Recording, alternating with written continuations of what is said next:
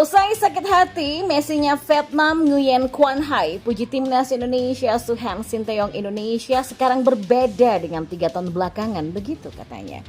Dan inilah pertanda timnas Indonesia segera membawa oleh Romania main di babak ketiga kualifikasi Piala Dunia 2026 zona Asia. Yang terakhir, Sinteyong diminta membuat timnas Indonesia lolos ke Piala Dunia 2026. Simak selengkapnya di sini hanya di Kamus Bola bersama saya untuk Anda.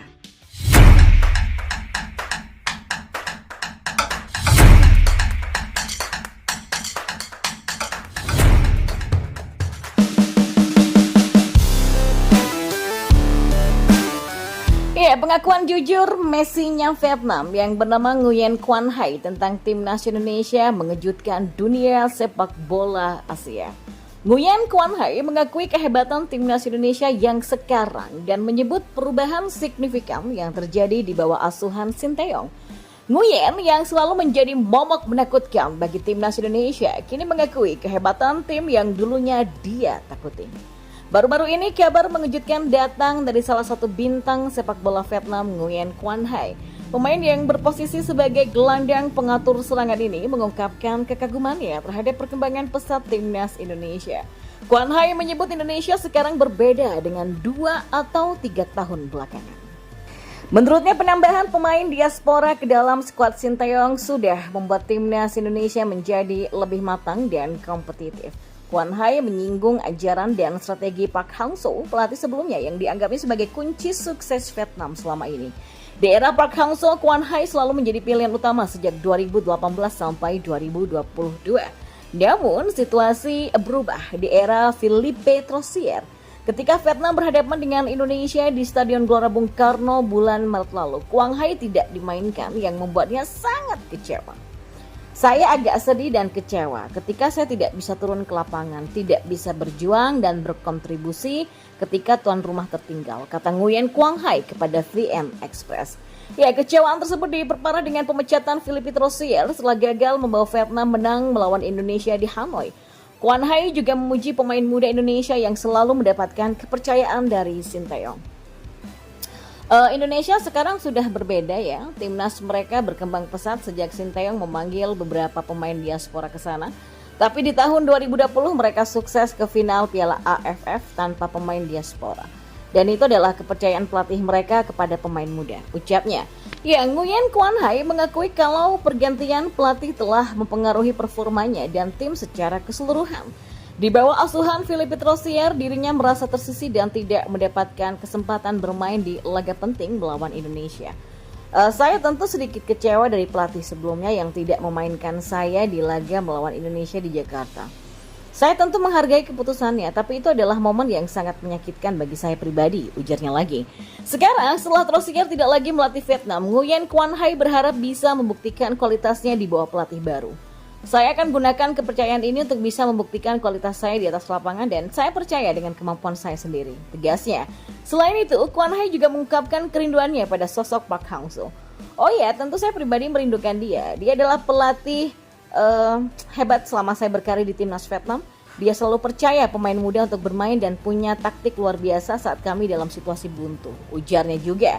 Tidak hanya dia, bahkan rekan setimnya di Vietnam juga merasakan hal yang sama. Menurut Quan Hai, kehilangan Park Hang-seo di tahun 2022 membuat tim merasa terpuruk. Sekarang Indonesia sedang menanjak, kami mengalami penurunan dan itu adalah situasi yang cukup buruk, ujarnya. Ya, pengakuan Nguyen Hai ini menunjukkan betapa timnas Indonesia sudah berkembang pesat dan diakui oleh rival-rivalnya di Asia Tenggara. Perubahan-perubahan dan perkembangan ini tidak lepas dari peran penting Sinteyong sebagai pelatih yang mampu memaksimalkan potensi pemain muda dan diaspora untuk membentuk tim yang kompetitif. Kita beralih ke informasi bola selanjutnya. Akun Instagram Timnas Indonesia yaitu @timnas.indonesia menyukai unggahan dari @FC Ultra yang menampilkan Ole Romeni. Apakah ini pertanda jika Timnas Indonesia segera membawa Ole Romeni untuk main di babak ketiga kualifikasi Piala Dunia 2026 zona Asia?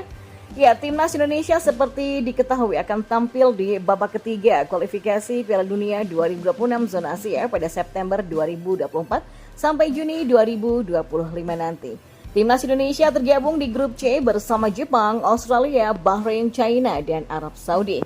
Masing-masing tim tadi akan melakoni 10 pertandingan dengan rincian 5 kandang dan 5 tandang.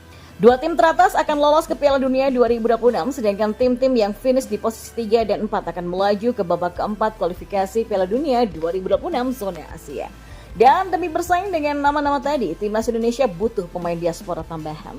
Dan dari sekian posisi, penyerang yang paling dibutuhkan Timnas Indonesia, Ragnar Oratmangun dan Rafael Struijk yang diharapkan menjadi mesin gol Timnas Indonesia gagal unjuk gigi di 3 laga terkini skuad Garuda. Karena itulah kehadiran Ole sangat diharapkan segera bergabung ke dalam skuad Garuda. Ole Romeni bukanlah pemain sembarangan. Penyerang milik FC Ultra ini pernah menembus 2 digit gol Eredivisie. Momen itu terjadi pada musim 2022-2023 saat masih memperkuat FCMM. Ketika itu penyerang yang kini berusia 24 tahun ini mengemas 11 gol di Eredivisie. Menarik menanti memang langkah PSSI selanjutnya terkait usaha-usaha untuk mendatangkan pemain diaspora tambahan.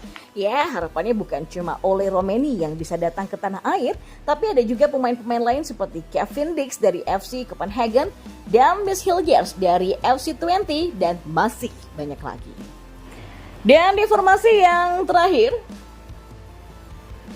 manajer Timnas Indonesia Sumarji meminta Sinteyong untuk membawa tim Merah Putih melaju ke Piala Dunia 2026. Ya, tentu saja ini akan menjadi tantangan yang sangat berat bagi pelatih Timnas Indonesia tersebut.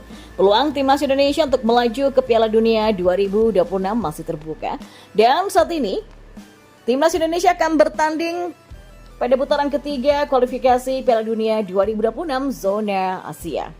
Timnas Indonesia tergabung ke dalam grup C bersama Jepang, Australia, Arab Saudi, Bahrain, dan juga China. Putaran ketiga kualifikasi Piala Dunia 2026 zona Asia ini akan digelar pada September 2024 sampai Juni 2025 nanti. Pada babak tersebut, Timnas Indonesia punya peluang untuk lolos ke Piala Dunia 2026. Syaratnya Timnas Indonesia harus duduk di posisi pertama atau kedua pada klasemen akhir grup C, putaran ketiga kualifikasi Piala Dunia 2026 zona Asia. Jika nantinya Timnas Indonesia gagal duduk di posisi pertama atau kedua, maka skuad Garuda harus duduk di peringkat ketiga atau keempat.